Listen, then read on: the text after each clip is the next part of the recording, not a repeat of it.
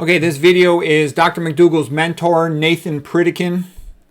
And Nathan Pritikin was probably his most important mentor. If you want to study English literature, you should first learn about Greek mythology and the Bible. If you want to study nutrition literature, you should first learn about Kempner, Pritikin, and McDougall. I would include Burkitt in there as well. They really give you a solid foundation. Like I said, McDougall had said, don't even discuss nutrition with me until you've read Kempner and Pritikin.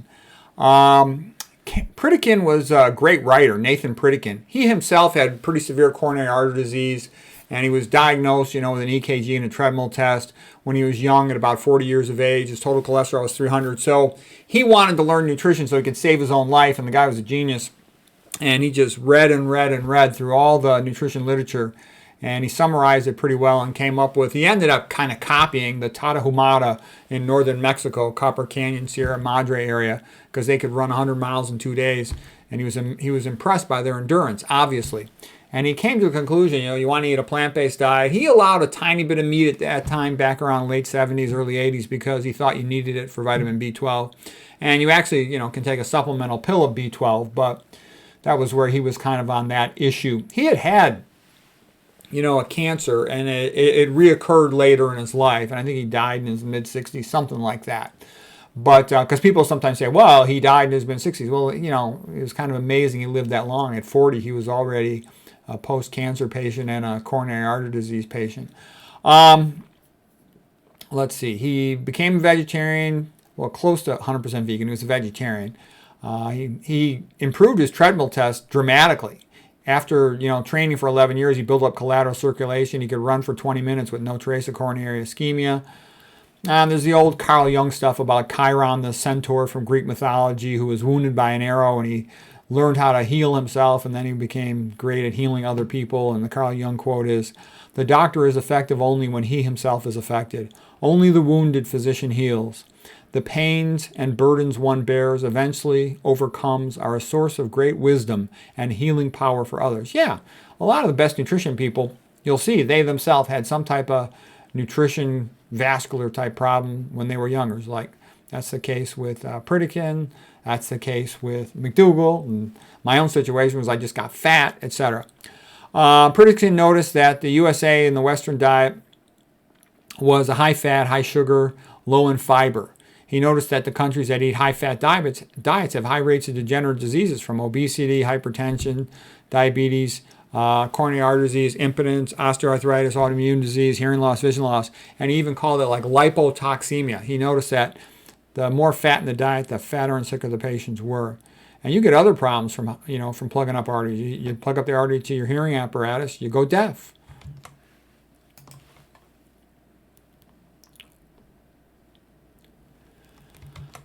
Okay, what else did Pritikin notice? He noticed that Walter Kempner had great results when he put his patients on a low-fat diet, plant-based diet with tons of carbohydrates. The Tarahumara diet, by the way, is sort of the typical 80-10-10. You get about 80% carbohydrates, 10% protein, 10% fat. Pritikin had also said the best way to compare diets is by the amount of fat. That's the most useful way to categorize diets. So the diet that I recommend, the Spartan vegan diet, is very low fat. The McDougall diet is very low fat, less than 10% of fat. Same thing with Esselstyn diet. Okay, the most popular group of vegans, the ones I jokingly call the high fat phonies, their amount of fat's higher. It's like in the ballpark of 15 to 30%. Let's see. Think about meat. Like salmon's 50-50 food, 50% protein, 50% fat. There's no carbohydrate in animal foods other than milk. Pritikin also noticed the populations eating high-fat diets, besides having lots of obesity and diabetes and hypertension, they had lots of cancer. And he concluded that Pritikin concluded excess dietary fat was the main cause of chronic disease. Okay, and Dr. McDougall said the same thing. Dr. McDougall said the biggest toxin in the Western diet is the excessive amount of fat. And Pritikin used the word lipotoxemia, and he really studied, and he came to the conclusion, fat is bad. Fat is bad. And when I studied fat too, I agree with him. That's what, if you really study it with an open mind, you come to the conclusion, why ever seek it out? You get enough just by eating plant foods. He says high-fat diets were bad for several reasons. They cause tissue hypoxia from the blood sludge.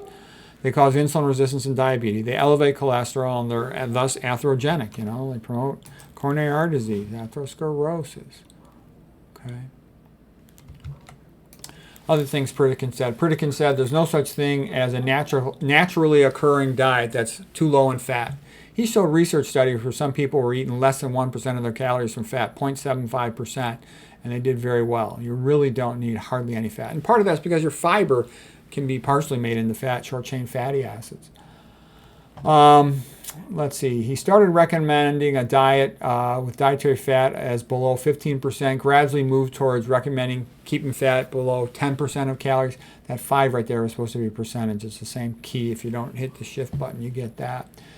I talked about the B12 animal food. Dr. Esselstyn, McDougall, T. Colin Campbell, myself, we all recommend 0% of calories from animal foods.